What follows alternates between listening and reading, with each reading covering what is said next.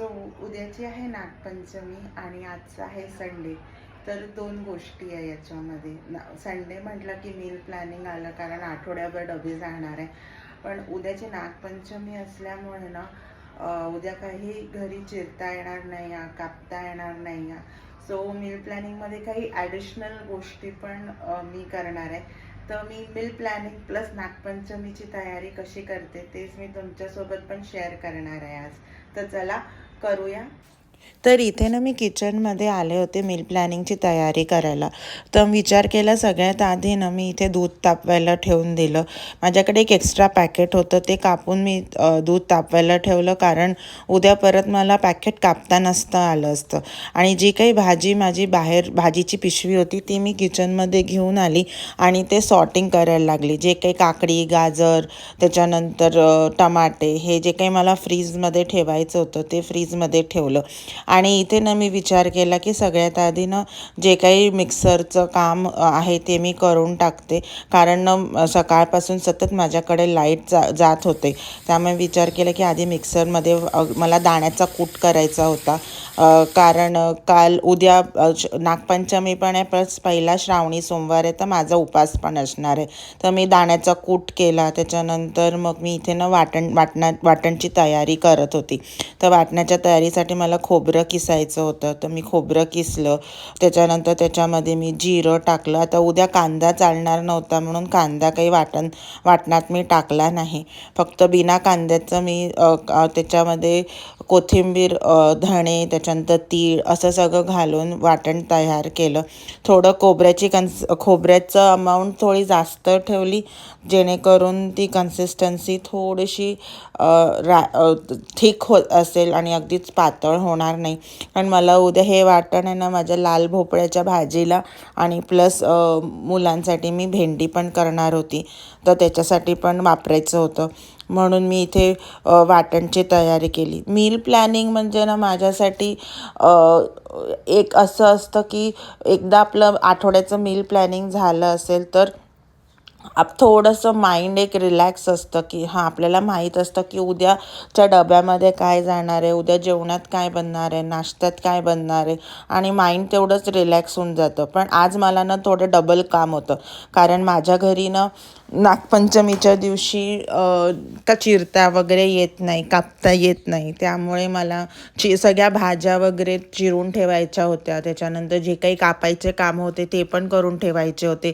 जसं आता उद्या मला कढी बनवायची होती, तर इथे कढीला जे काही साहित्य लागतं आहे, आलं, त्याच्यानंतर मिरची, त्याच्यानंतर मग कढीपत्ता, हे जे काही लागतं त्याची पण मी ऑलरेडी सगळी तयारी करून ठेवली होती. माझ्याकडे एक्स्ट्रा कोथिंबीरची पण जुडी आली होती, तर मी विचार केला की ती कोथिंबीरची पण जुडी तयार करून ठेवून देऊ. प्लस मी कांदा टमॅटो पण फूड प्रोसेसरमधून चॉप करून ठेवला होता, कारण सकाळी तर बिना कांद्याचा स्वयंपाक बनणार होता, पण संध्याकाळी मला माहीत होतं की मला स्वयंपाकासाठी कांदा टमॅटो लागणार आहे, कारण मी विचार करत होते की मुलांना संध्याकाळी इडली सांबार वगैरे असंच काहीतरी करून देईल. म्हणून मी कांदा टमॅटो पण फूड प्रोसेसरमधून बारीक करून ठेवला होता. एवढी सगळी तयारी करणं म्हणजे एक काय म्हणतात, थोडं स्ट्रेसफुल होतं, पण एका दृष्टीने जरा चांगलं पण असतं, कारण नेक्स्ट डेसाठी आपण ऑलरेडी प्रिपेअर्ड असतो. सो इथे मी कोथिंबीर पण छान असा बारीक चिरून माझ्या ग्लास कंटेनरमध्ये भरून ठेवला होता. ऑलरेडी माझ्याकडे कोथिंबीर होता, पण हा म्हटलं मी चिरला नाही तर हा तसाच खराब होऊन जाईल, म्हणून हाही मी चिरून ठेवला. पण मी आधी जो जुना कोथिंबीर आहे ना तोच मी वापरणार आहे. त्याच्यानंतर हा नवीन कोथिंबीर घेईल. तयारी झालेली आहे, म्हणजे नागपंचमीसाठी मी जे जे करणार आहे त्याची तयारी मी करून ठेवली. ते तुम्हाला दाखवलंच मी चिरलेलं. सो उद्या मी लाल भोपळ्याची भाजी करणार आहे, म्हणून लाल भोपळा चिरून ठेवला. त्याच्यानंतर मला कढीसाठी मिरची लागेल, आलं लागेल, म्हणून त्याची तयारी करून ठेवली. पण अजून अर्धी तयारी 80% तयारी झाली आहे, 20% बाकी आहे. मला चण्याची डाळ भाजायची आहे, भरडा करायला, आणि त्याच्यानंतर मला काकडीची कोशिंबीर करण्यासाठी काकडी चिरून ठेवायची आहे. प्लस आपली रोजच्या आठवड्याची जी काही तयारी असते ती पण थोडीफार करायची आहे. तर आत्ता मी काय तयारी केली आहे हे नक्कीच तुमच्यासोबत शेअर करते. जो इथे बघा, हा कोथिंबीर मी चिरून ठेवलाय. जुना कोथिंबीर पण आहे माझ्याकडे, पण नाहीसे आणला होता आणि तसाच फ्रीजमध्ये राहिला तर खराब होईल म्हणून मी कोथिंबीर चिरून ठेवला. त्याच्यानंतर मला कढीसाठी मिरची लागेल म्हणून मिरची चिरून ठेवली. आलं किसून ठेवलंय. मी उद्या लाल भोपळ्याची भाजी करणार आहे म्हणून लाल भोपळा चिरून ठेवलाय. हे लिंबू चिरून ठेवलंय, म्हणजे उद्या कशासाठी पण लागलं इन केस तर असो, कारण उद्या चिरायला कापायला मना आहे, त्यामुळे हे लिंबू चिरून ठेवलंय. त्याच्यानंतर इथे बघा मी काकडी चिरून ठेवणार आहे. कांदा टमाटा चिरून ठेवलाय, नैवेद्यासाठी नाही लागणार आहे, पण संध्याकाळी मी विचार करते इडली सांबार करायचा उद्याच्या डिनरला. सो मला नंतर कांदा टमाटा चिरता येणार नाही सांबार बनवायला, म्हणून त्याच्यासाठी कांदा टमाटा मी फूड प्रोसेसरमध्ये टाकून ठेवलाय. आपल्याला लाल भोपळ्याची भाजी करायची म्हणून त्याचं वाटण पण मी तुमच्याशी शेअर मी केलेलं. ते मिक्सरमधून काढायचं बाकी आहे. ते मिक्सरमधून काढते. त्याच्यानंतर मला भरडा करायचा, त्याच्यासाठी मी चण्याची डाळ भाजणार आहे. पण त्याच्या आधी मी एक 10 मिनिटाचा ब्रेक घेणार आहे. आपण मस्त एक कॉफी पिऊया आणि मग परत कामाला लागूया. आणि हो, आमच्याकडे ना नागपंचमीच्या दिवशी तवा कढई काहीच ठेवता नाही येत गॅसवर. सो आम्ही पातेल्यात स्वयंपाक करतो. तुमच्याकडे नागपंचमी कशी तुम्ही साजरी करता हे नक्की तुम्ही माझ्याशी शेअर करा.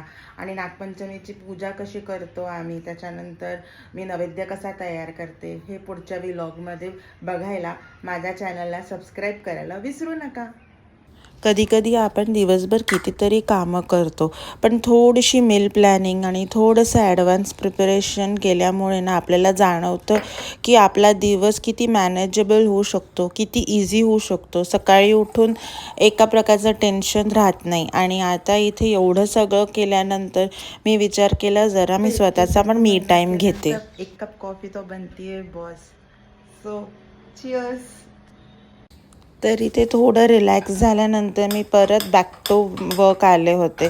माझी चण्याची डाळ भाजायची बाकी राहिले होते, तर मी विचार केला की आधी ती चण्याची डाळ भाजून घेते, म्हणजे ते जोपर्यंत थंडी होईल तोपर्यंत माझी इतर पण कामं होतील. कारण मला उद्याच्या लंच बॉक्समध्ये मुलांना भेंडी द्यायची होती, तर भेंडी पण चिरायची बाकी होती आणि कोशिंबिरीची पण मला तयारी करायची होती. तो विचार केला की आधी मी इथे छान अशी चण्याची डाळ भाजून घेते. ही डाळ ना मी भरडा करायला भाजत आहे, त्यामुळे भरडा करण्यासाठी थोडी चण्याची डाळ भाजून आहे ना आपल्याला मिक्सर ग्राइंडरमधून थोडी अशी जाडसर ग्राइंड करून घ्यायची आहे.